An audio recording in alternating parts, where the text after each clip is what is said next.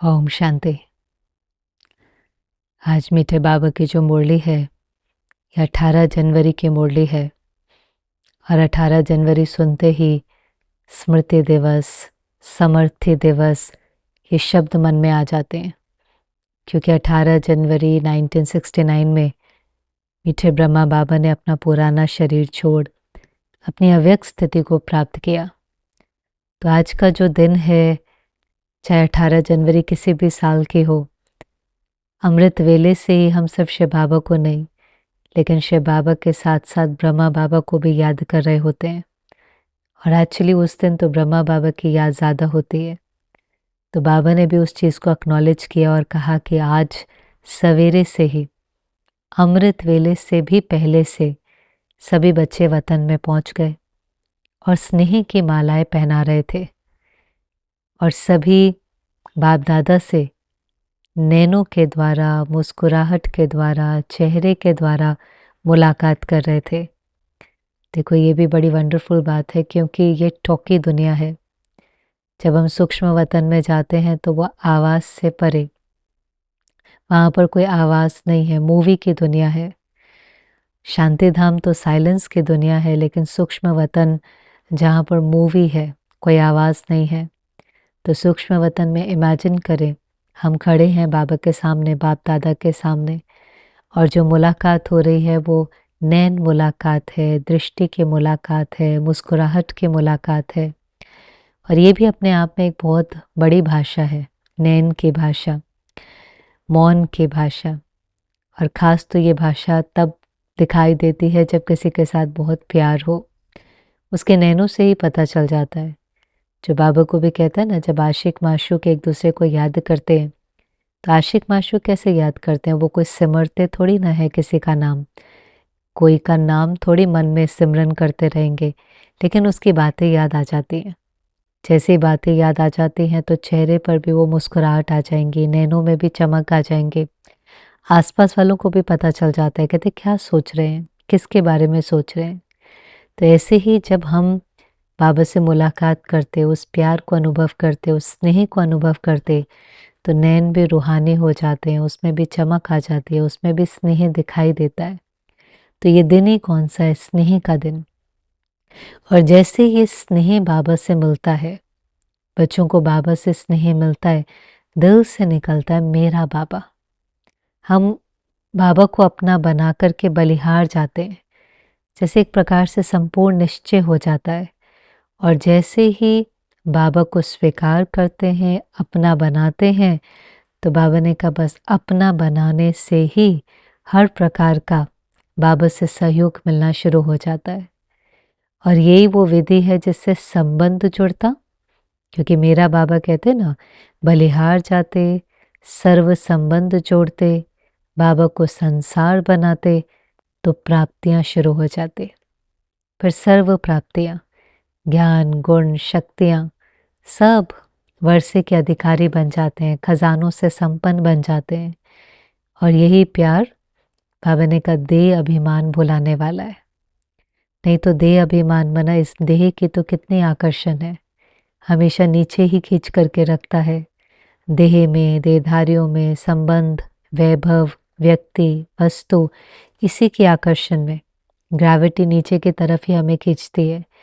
लेकिन जैसे ही बाबा का प्यार, स्नेह अनुभव होता है, आत्मा इस देह के भान, देह के धर्म, देह के संबंध, देह के पदार्थ, देह की पुरानी बातें, पुरानी दुनिया को भूल अपने को आत्मा समझ बाबा की याद में ऐसे मग्न हो जाती है कि उसको इंद्रियों के सुख की आकर्षण नहीं, अब अतीन्द्रिय सुख का अनुभव होना शुरू हो जाता है। तो बहुत सुंदर बाबा ने कहा, देखो स्नेह में बहुत शक्ति है, स्नेह से कितनी ही आत्मा को अनुभूति होती है। और फिर ये सिर्फ स्मृति दिवस नहीं है, स्मृति दिवस के साथ साथ समर्थि दिवस भी है। समर्थि माना शक्ति, क्योंकि आज के दिन जब 1969 में बाबा ने शरीर छोड़ा, तो दादी प्रकाश मणि कई बार अपने अनुभव में वो सीन सुनाती थी कि वो अंत के कुछ पल, जब दादी जी बाबा को मिलने के लिए गई, बाबा बहुत ही साइलेंस में था। बाबा ने दादी जी का हाथ पकड़ा, कुछ भी बोला नहीं, पर ऐसा था जैसे कोई बहुत करंट आ रही हो। उस समय तो समझा नहीं, बस इतना ही दादी को लगा जैसे मैं बहुत लाइट होते जा रही हूँ। लेकिन बाद में बाबा ने मुरलियों में स्पष्ट किया कि उस कुछ पलों में बाबा ने अपनी सारी विल पावर बच्ची और सारे ही बच्चों को विल कर दी। शुरुआत में जब बाबा आया था 36 में, तो बाबा ने अपनी सारी प्रॉपर्टी विल करी। बाबा पूरा बलिहार गया था तन मन धन से। और जब बाबा अव्यक्त हुआ तो बाबा ने अपनी सारी शक्तियां विल करी। बाबा का पाठ बदल गया, अव्यक्त हो गया, क्योंकि सेवाओं की स्पीड भी फास्ट होनी थी। अव्यक्त रूप से बाबा को ना समय का बंधन, ना कोई फिजिकल बंधन, ना कोई भी प्रकार का देह का बंधन। जो सारे बंधन इस साकारी दुनिया में होते हैं, वो सारे बॉन्डेजेस से फ्री फरिश्ता, फर्श से ऊपर की जो सेवाएं हैं उसकी गति और फास्ट हो सके। तो बाबा का कमरा भी बदल गया, कपड़ा भी बदल गया। कपड़ा जो ये साकारी था वो आकारी हो गया, और कमरा जो साकारी दुनिया थी वो सूक्ष्म वतन हो गया। तो बाबा का पाठ बदल गया। बाबा का पाठ बदल गया तो बच्चों का भी पाठ बदल गया। बाबा ने बच्चों को करनहार बना दिया, खुद करावनहार बन गया। तो हमने फिर वहां से कहना शुरू किया बाप दादा। मुरलियों के अंदर भी क्या आता है, बाप दादा के पदरामणि। अब बाप दादा दोनों करावनहार बन गए। शिव बाबा भी निराकार रूप से और ब्रह्मा बाबा अव्यक्त रूप से। और करनहार कौन हो गए, साकार में बच्चों को आगे किया। लेकिन हमेशा ये स्मृति कि मैं करनहार हूँ, बाप दादा करावनहार है, ये निमित्त भाव पैदा करता है। और ये निमित्त भाव ही हमें निरंकारी निर्माण रखता है, जो सेवा की सफलता का आधार है। बहुत सारी सेवाओं में जितनी सफलता होनी चाहिए उतनी नहीं होती है, और उसका मुख्य एक ही कारण है देह अभिमान। मैं और मेरा, मेरा आइडिया, मैं कर सकता हूँ, मैं राइट हूँ, मैंने इतनों को कोर्स कराया, मैंने इतने सेंटर खोले। लेकिन हर समय ये स्मृति रहना कि कराने वाला तो बाबा है, हम निमित्त हैं। ये तो हमारा भाग्य है जो बाबा ने हमें निमित्त बना करके अपना कार्य करा लिया, हमारा भाग्य बना दिया, वर्षे के अधिकारी बना दिया, विश्व का मालिक बना दिया। जो भी मिला है, अगर कोई विशेषता भी है, कोई स्पेशलिटी भी है, तो भी बाबा कहता है ये प्रभु प्रसाद है। प्रसाद हमेशा औरों को बांटने के लिए होता है। ये प्रभु वरदान है जिसका हमेशा दिल में शुक्रिया होना चाहिए। मैंने कई बार देखा है कि ये बहुत सहज हो जाता है कि अगर वो टैलेंट या स्किल आपको ज्ञान में आने के बाद मिले, जब आप सेवा की जिम्मेवारी उठाते हैं और फिर अगर वो विशेषता सामने आती है तो बहुत सहज हो जाता है, क्योंकि आपको क्लैरिटी से पता होता है कि ये विशेषता आपके पास पहले नहीं थी। आपको पता है ये प्रभु प्रसाद है, ये सेवा अर्थ है। आपको कभी भी उस चीज़ का भान नहीं आता। शुक्रिया रहता है, आप उसको सेवा के कार्य में यूज़ भी करते हैं, लेकिन भान नहीं रहता, देह अभिमान नहीं आता। पर अगर वो विशेषता पहले से होती है, फिर कभी कभी अभिमान आने का चांस होता है। लगता है मैं तो पहले से ही बहुत अच्छा बोलता था, मैं तो पहले से ही बहुत अच्छा खाना बनाता था, अब मैं केवल बाबा के कार्य में अपनी स्किल को यूज़ कर रहा हूँ। लेकिन वो स्किल के अंदर निखार भी तभी आता है जब समर्पण भाव है, निमित्त भाव है, सरेंडर की भावना है। तब वो हमारी स्किल और एक्सपर्टीज़ भी प्योर हो जाती है। तो इसलिए बाबा ने कहा सेवाओं में निमित्त भाव बहुत ज़रूरी है। क्योंकि जब पाठ बदला तो सन शोज फादर का पाठ शुरू हुआ। पहले तो फादर ने अपने को प्रत्यक्ष किया, फादर ने अपने को बच्चों के आगे प्रत्यक्ष किया, बच्चों को वर्षे का अधिकारी बनाया। लेकिन फिर बाबा ने कहा अभी सन शोज फादर। सन मना जो रचना है उसको बाप समान बनना है, और ऐसा बनना है कि रचना को देख करके कोई कहे इनको ऐसे बनाने वाला कौन है।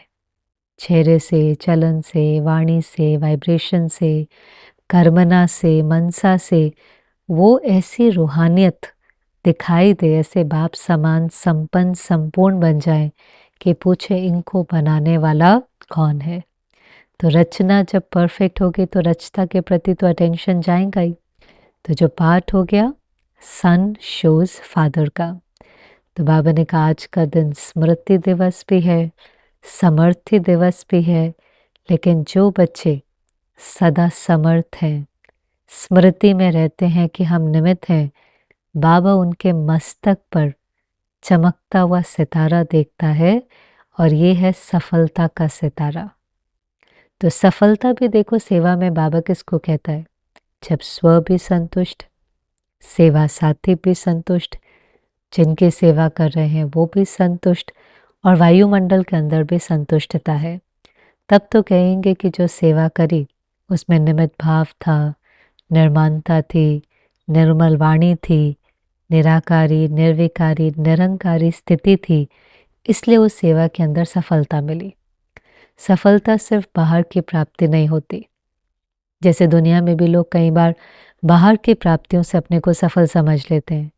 पोजीशन है, धन है, संपत्ति है, रुतबा है, कहते बहुत सफल है। चाहे उनके रिश्ते टूटे हुए हों, कितने कितने डिवोर्स हो रहे हों, घर में आर्ग्यूमेंट हो, हेल्थ खराब हो और मन को बिल्कुल सुकून नहीं हो, लेकिन बाहर अक्वायर किया तो बाहर के अचीवमेंट से समझते हैं सफल है। यहाँ भी ऐसा हो जाता है। अंदर संतुष्ट नहीं होंगे, सेवा साथी भी संतुष्ट नहीं होंगे, सेंटर का वायुमंडल भी निर्विघ्न नहीं होगा, लेकिन बाहर इस साल हमने 20 प्रोग्राम किए, इस साल हमने इतनों को कोर्स कराया, इतने चल पड़े, वो प्रोग्राम किए थे तो इतने हज़ार लोग पहुँचे और हमें लगता है हम सफल हैं। तो इसलिए बाबा की सफलता क्या है, पहले तो उसको समझना, फिर बहुत गहराई सूक्ष्मता से अपनी चेकिंग करना और फिर अगर कुछ नहीं ठीक है तो उसको चेंज करना बहुत ज़रूरी है। क्योंकि बाबा ने हर बच्चे को सेवा की तो मुबारक दी, आगे बढ़ने की भी मुबारक दी। वाह बच्चे वाह, सिखिलते बच्चे, आज्ञाकारी बच्चे, खूब मुबारक दी। पर बाबा की चाहना क्या है? क्योंकि आज स्मृति दिवस है तो बार बार ब्रह्मा बाबा को भी शिव बाबा याद करता है। तो बाबा ने कहा देखो ब्रह्मा बाबा ने कैसे इसी एक जन्म के अंदर फरिश्ता स्थिति को प्राप्त किया। संगम युग के अंतिम जन्म में जीवन मुक्त रहा। जीवन था लेकिन कोई प्रकार का बंधन नहीं, जिम्मेवारियां थी। भट्टी बनी, कितना बड़ा परिवार, भिन्न भिन्न संस्कार की आत्माएं, उनकी जिम्मेवारी, और सिर्फ पालना की जिम्मेवारी नहीं, उनको योगी बनाने की जिम्मेवारी। योगी बनाने की जिम्मेवारी तो बहुत बड़ी होती है कि वो योगी जीवन वाले बने, एक एक आत्मा ऐसी सशक्त बने कि वो विश्व का कल्याण करने के निमित्त बने। इतनी जिम्मेवारी होते हुए और इतना विरोध होते हुए, इतने विघ्न होते हुए भी ब्रह्मा बाबा हमेशा निश्चिंत रहा, हल्का रहा, क्योंकि बाबा को एक बल एक भरोसा था। कराने वाला करा रहा है, चलाने वाला चला रहा है, हम क्यों चिंता करें। एक बल एक भरोसे से निश्चिंत रहा और फिर अपनी फरिश्ता स्थिति को प्राप्त करके संपूर्ण संपन्न बन करके बाबा गया। तो बाबा चाहता है जैसे ब्रह्मा बाबा ने किया ऐसे ही हर बच्चे संगम युग जो डायमंड एज है इस समय पर भी जीवन मुक्त स्थिति का अनुभव करें। और इसीलिए बाबा ने कहा देखो ब्रह्मा बाबा को आसन क्या दिखाते हैं भक्ति मार्ग के अंदर भी, कमल के ऊपर बैठा हुआ। क्यों? क्योंकि कमल कीचड़ में खिलता है लेकिन कीचड़ का प्रभाव उसके ऊपर नहीं पड़ता, न्यारा और प्यारा। ऐसे हम भी अपना पाठ बजाते हुए साक्षी बन की सीट पर सेट रहें तो आप सेट नहीं होंगे। न्यारे भी हैं, प्यारे भी हैं। न्यारा हर एक अपना पाठ बजा रहा है। जैसे फिल्म के अंदर आप देखो हीरो और विलन होते हैं ना, पाठ बजा रहे हैं तो वो विलन का बजा रहा है, वो हीरो का बजा रहा है। पाठ पूरा हो जाता है, इकट्ठे बैठकर लंच कर रहे हैं, इकट्ठे गाड़ी में घर जा रहे हैं, तब थोड़ी ना वो सोचता है ये विलन है, ये गुस्से वाला है, मुझे इससे ऐसा व्यवहार कर रहा है। नहीं, पाठ था, पाठ पूरा हुआ, बात खत्म, किसी का कोई दोष नहीं है। वैसे तो हम एक दूसरे के स्नेही हैं। ऐसे ही हर एक का पाठ है। किसी से दुख मिलने का पाठ है, किसी से निंदा मिलने का पाठ है, अपना बनाया हुआ हिसाब किताब है, पर उसका दोष नहीं है, वो अपना पाठ बजा रहा है। उसका पाठ पूरा हुआ, हमारे दिल में फिर भी उसके लिए स्नेह है, सहयोग है, शुभ भावना है, क्योंकि वो भी बेचारा बंधा हुआ है, वो भी तो ड्रामा अनुसार बंधा हुआ है ना। अगर हमने अपना कुछ पाठ नूंदा है दुख का तो कोई तो निमित्त बनेगा, कहीं से तो वो चीज़ लौट करके आएंगी। तो इसलिए कर्म करते हुए, पाठ बजाते हुए जीवन मुक्त, कोई भी प्रकार का बंधन नहीं हो, चिंता नहीं हो, भय नहीं हो, आकर्षण नहीं हो, जीवन है लेकिन न्यारा और प्यारा। क्योंकि बाबा ने कहा देखो आप सबका लक्ष्य है कि हमें बाप समान बनना है। तो बाप तो आपने देख लिया जीवन मुक्त है, फरिश्ता है, तो हमें भी तो फिर ऐसा बनने की मेहनत करनी चाहिए। तो हर एक अपने को चेक करे कि लक्ष्य तो रखा है, पर वैसे लक्षण भी हैं। लक्ष्य है जीवन मुक्त फरिश्ता बनने का, और लक्षण है छोटी छोटी बातों की चिंता होती है, डर लगता है, भय होता है, तो लक्ष्य और लक्षण मिलते नहीं हैं। इसलिए फिर बाबा ने पिछली बारी जो होमवर्क दिया था वो याद दिलाया।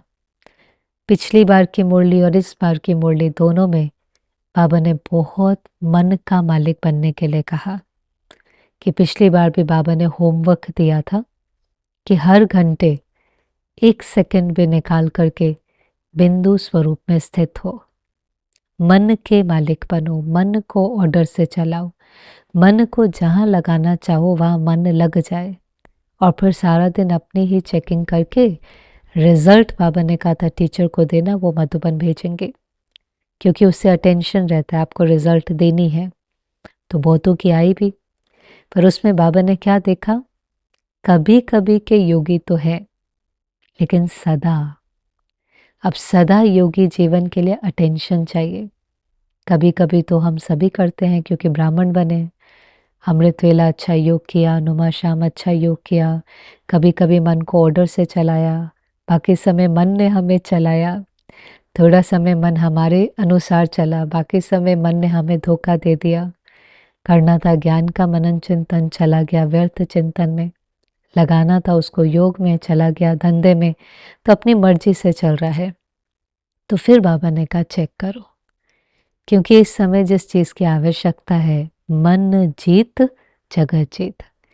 देखो है तो पहला चैप्टर मन का मालिक बनना। मन एक कर्मेंद्री है आत्मा की, आत्मा मालिक है, मन उसका साथी है। तो साथी को तो फिर मालिक के अनुसार चलना चाहिए, सहयोग देना चाहिए।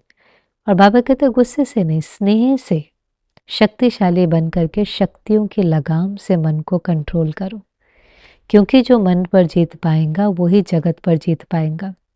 और देखो इसके लिए ट्रेनिंग, अभ्यास लगता है।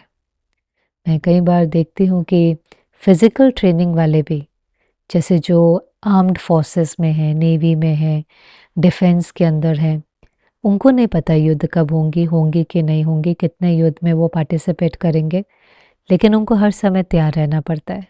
इसलिए उनकी ट्रेनिंग कभी बंद ही नहीं होती। सारा जीवन वो फिजिकल ट्रेनिंग, गन चलाने की ट्रेनिंग, मेंटल फोकस की ट्रेनिंग, कितने प्रकार की ट्रेनिंग करते हैं कि अचानक जिस दिन बुलावा आए वो रेडी है। उस समय थोड़ी ट्रेनिंग करेंगे, उस समय वो रेडी हैं, अलर्ट हैं, और उनको अपने पर कॉन्फिडेंस है। ऐसे ही बाबा कहता है यहाँ पर भी तो अचानक पेपर आएगा। एक दिन पहले भी बाबा नहीं बताएगा, 1 घंटे पहले भी नहीं, 1 सेकंड पहले भी नहीं। पास वही हो पाएगा जो 1 सेकंड में फुल स्टॉप लगाएगा, और 1 सेकंड में वही लगा पाएगा जिसने बहुत काल की प्रैक्टिस की होंगी। तो बहुत काल मन का मालिक बनना, जैसे बाबा ने कहा आपकी कर्मेंद्रियां हैं, ऑर्डर मानती है ना। हाथ को बोलो ऊपर तो ऊपर जाता है, उसको बोलो ऊपर रखें, कई बार एक्सरसाइज करते हैं ना, वो काउंट करते हैं 5 सेकंड तक ऊपर रखो तो रहता है, फिर नीचे तो नीचे। तो हर कर्मेंद्रिय ऑर्डर मानती है। अगर आत्मा मालिक बन करके उसको ऑर्डर दे तो हमारी ये स्थूल कर्मेंद्रियां ऑर्डर मानते हैं। बस ऐसे ही बाबा ने कहा सूक्ष्म कर्मेंद्रिय, जब आपने अपने मन को कह दिया 1 घंटा योग करना है, परम धाम में जाना है, बाबा के किरणों को अनुभव करना है, फिर ये मन आपका ऑर्डर माने। फिर ये मन सेवा के भी संकल्प करता है तो गलत है। सेवा के संकल्प पाप नहीं है, व्यर्थ नहीं है, लेकिन उसको मन का मालिक नहीं कह सकते। मन को हुआ सेवा के बारे में सोचे ऐसा नहीं। अगर मन को उस समय परमात्मा की याद में टिकाना है, बाबा को याद करना है, ज्वाला स्वरूप स्थिति का अनुभव करना है, तो मन को हमारी बात माननी चाहिए। मन में व्यर्थ भी नहीं हो, और साथ साथ जिस विषय में मन को लगाना चाहे, मन सहयोग देना चाहिए। तो बहुत बाबा का अटेंशन था मन जीत जगत जीत। जिसने मन पर जीत पाई उसने जगत पर जीत पा ली। पर जगत में शरीर भी आ जाता है, संबंधी भी आ जाते हैं, प्रकृति भी आ जाती है, दूसरे लोग भी आ जाते हैं। जिसने अपने मन पर जीत पा ली, वो फिर धीरे धीरे हर चीज़ के ऊपर जीत पा लेता है, अर्थात बाकी किसी भी चीज़ का प्रभाव उसके ऊपर नहीं पड़ता। वो उनसे इन्फ्लुएंस नहीं होता, लेकिन वो उनको इन्फ्लुएंस कर सकता है। परिस्थिति का उस पर प्रभाव नहीं पड़ता, लेकिन उसका परिस्थिति पर प्रभाव पड़ता है। Mind over matter. मन का तन के ऊपर, मन का धन के ऊपर, मन का रिश्तों के ऊपर, मन का प्रभाव पड़ता है। अभी बाकी सबका मन पर प्रभाव पड़ रहा है। बात ऐसी थी ना, बुरा तो लगेगा। उन्होंने निंदा करी तो हर्ट तो होगा। नौकरी छूट गई तो चिंता तो हो गई। तो जो आउटर इन्फ्लुएंसेस हैं वो मन को इन्फ्लुएंस कर रहे हैं। जब मन शक्तिशाली होगा तो वो बाहरी चीज़ों को इन्फ्लुएंस करता है। माइंड ओवर मैटर है, मन जगत के ऊपर है। तो मन जीत जगत जीत। तो इस पर बाबा ने बहुत अटेंशन खिंचवाया और बाबा ने कहा बाबा को आज के दिन की यही सौगात चाहिए बच्चों से, क्योंकि सब बच्चों को ब्रह्मा बाबा से प्यार है। तो बाबा युक्ति बता रहा है कि जब जब आपको कमज़ोर महसूस हो, शक्ति की कमी महसूस हो, तो स्नेह को याद करो। स्नेह में बहुत ताकत होती है। स्नेह में देखो, हम कई चीज़ें हैं जो किसी के लिए नहीं करेंगे, पर किसी से स्नेह हो तो करेंगे। त्याग भी करेंगे, समय भी नहीं देंगे, देखेंगे, थोड़ा एक्स्ट्रा एफर्ट भी करेंगे। जहाँ स्नेह होता है वहाँ सहयोग देने के दिल होती है। सहयोग मिलता भी है, सहयोग देते भी हैं। मैं कई बार देखती हूँ रिश्तों में भी, कोई चीज़ आपको किसी के लिए करना बहुत मुश्किल लगेंगी, लेकिन जहाँ स्नेह होगा वहाँ सहज नेचुरल सेम कर्म होगा। लेकिन वहाँ नेचुरल लगेगा, वहाँ मुश्किल लगेगा। सामने वाला भी कहेगा आप इनके लिए कर सकते हो, इनके लिए क्यों नहीं कर सकते। कारण स्नेह की कमी है। तो जितना स्नेह होगा उतना सहयोग देने में, लेने में सहज हो जाता है। सहयोग मांगा नहीं जाता, बहुत नेचुरल चीज़ है। जब स्नेह होता है, रिश्तों के अंदर अंडरस्टैंडिंग है, एक्सेप्टेंस है, रिस्पेक्ट है, अनकंडीशनल लव है, कंट्रोल के जगह फ्रीडम है, ये सब है, तो वो रिश्ते के अंदर ऐसा स्नेह का आदान प्रदान होता कि ऑटोमेटिकली फिर सहयोग मिलता भी है और देते भी हैं। और बाबा ने कहा आप सब ने ब्रह्मा बाबा का भी स्नेह अनुभव किया है।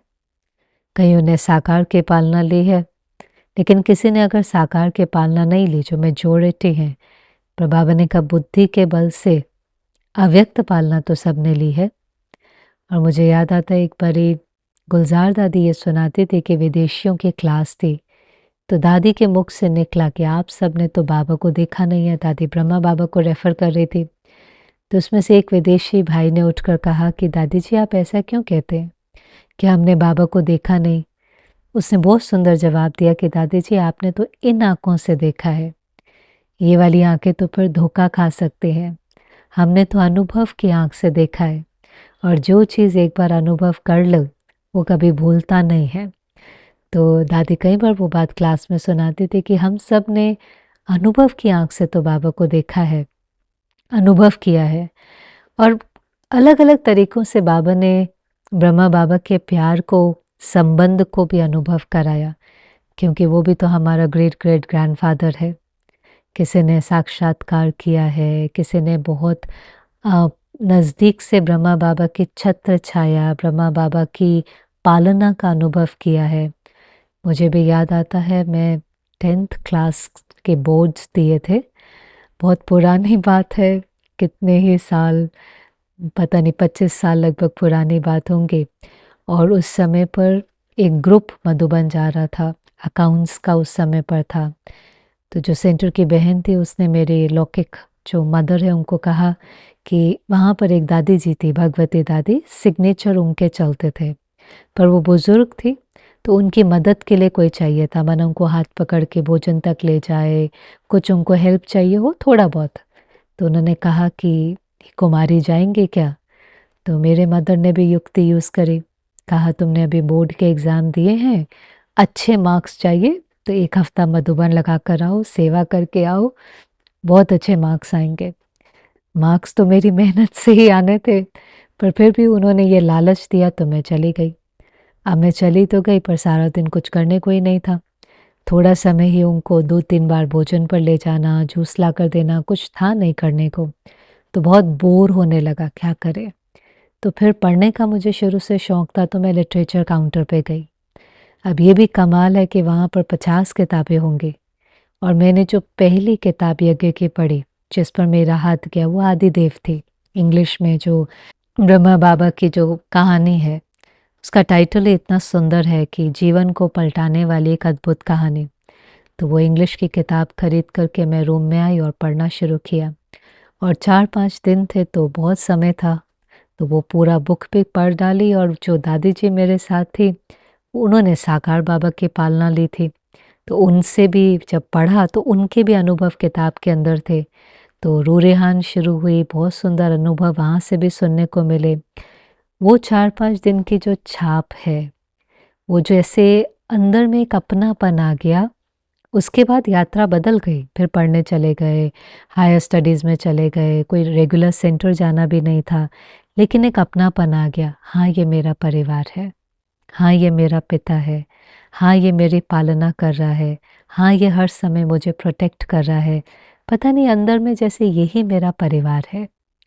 तो बाबा कहता है कि हमारी यात्रा में संबंध बहुत ज़रूरी है और मैं समझती हूँ वो अव्यक्त पालना का जैसे पहला अनुभव था, वो पहला बीज डला, वो आज भी मैं उसको स्मृति में लाती हूँ। तो उसकी जो खुशबू, उसकी जो पालना, वो प्यार, फिर वो जो नुमा शाम का योग होता था, शांति स्तंभ पर सब बैठते थे 6:30 से 7:30, वो कुछ स्मृतियाँ ऐसी हैं कि उनको आज भी याद करते ही एक अलग अनुभूति होती है, एक अलग एहसास, एक अलग अपनापन। तो जो बात बाबा ने कही कि बाबा ने सभी को साकार नहीं तो अव्यक्त पालना का अनुभव कराया है और इसीलिए बाबा ने कहा उन संबंधों को याद करो। बाबा बाबा भी है, सखा भी है, बिलावड भी है, बच्चा भी है, क्योंकि जहाँ संबंध है वहाँ प्राप्ति है। तो संबंध याद आएगा तो प्राप्ति याद आएंगी, प्राप्ति याद आएंगी तो स्नेह का अनुभव होगा और जैसे ही स्नेह का अनुभव होगा तो फिर बाप समान बनना मुश्किल नहीं लगेगा, क्योंकि बाबा बस यही चाहता है कि समय से पहले हर बच्चा मन जीत जगत जीत बन जाए, ब्रह्मा बाप समान बन जाए, साथ में चले, साथ में राज्य करे, धर्मराज के डंडे नहीं किसी को खानी पड़े।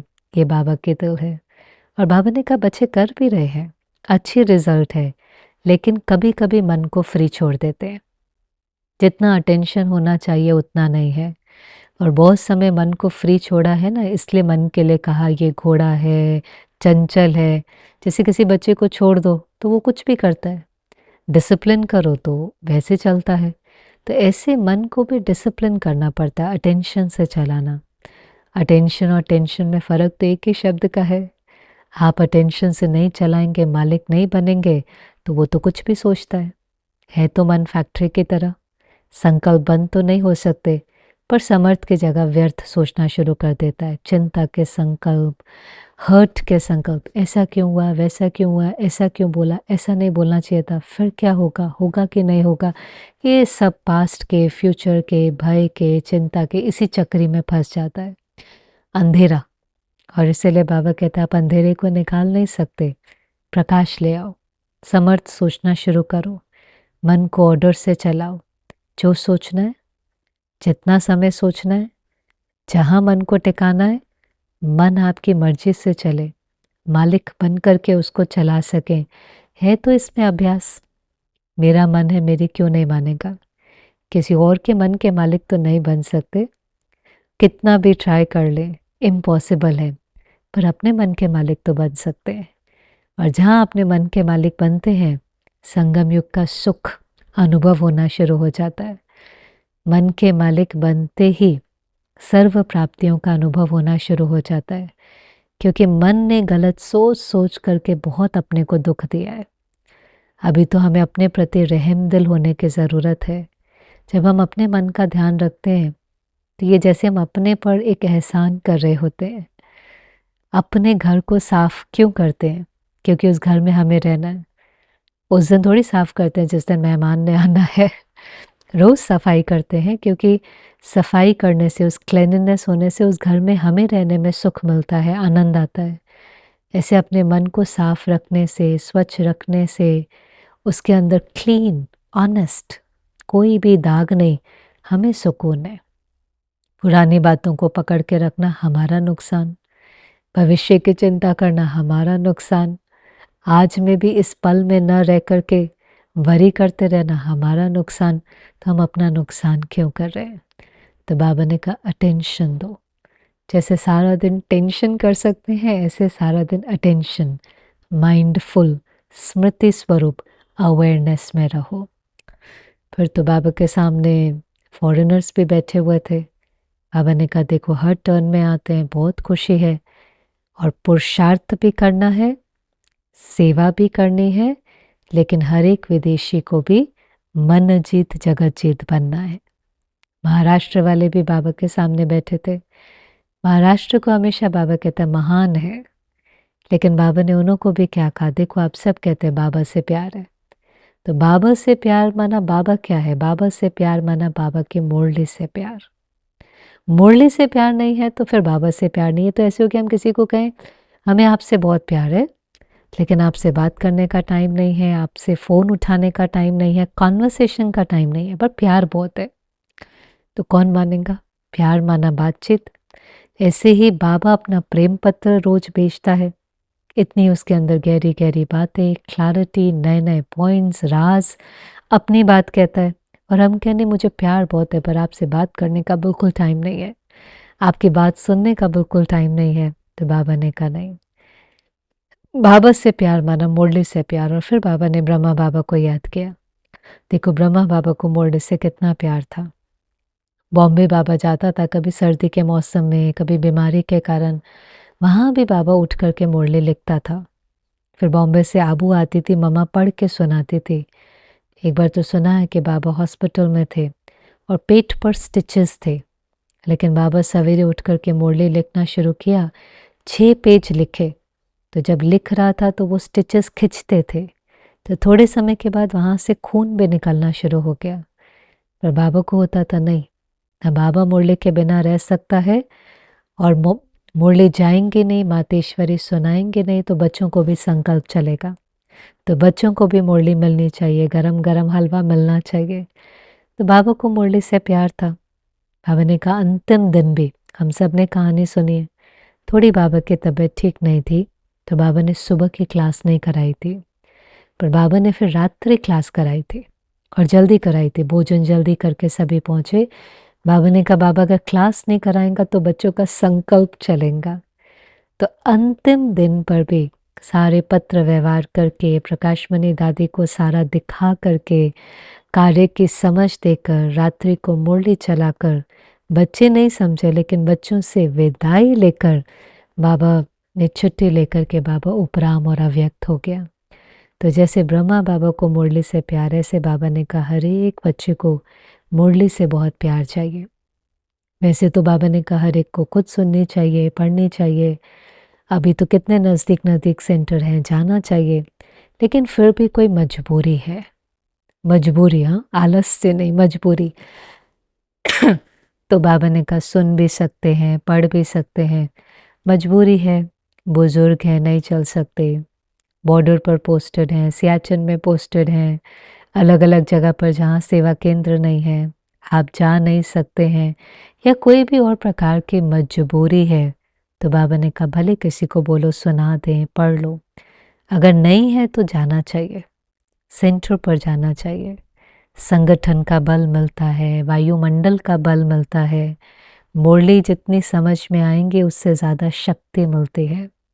कई बार पढ़ने में आपको मुरली ज़्यादा एकाग्रता से अब्जॉर्ब हो जाएंगे, लेकिन जो सेंटर का, संगठन का, सुनाने वाले का जो वाइब्रेशन है वो ज़्यादा शक्ति देता है, वो शक्ति से ही आत्मा के अंदर परिवर्तन आता है, इसलिए जाना ज़रूर चाहिए। जैसे आप देखें टीवी पर, आप क्रिकेट मैच देखें, फुटबॉल मैच देखें, आपको ज़्यादा अच्छा दिखाई देगा, नज़दीक से दिखाई देगा, हर प्रकार की कमेंट्री सुनाई देंगे, पर जो स्टेडियम के अंदर आपको आनंद आएगा वो नहीं आ सकता।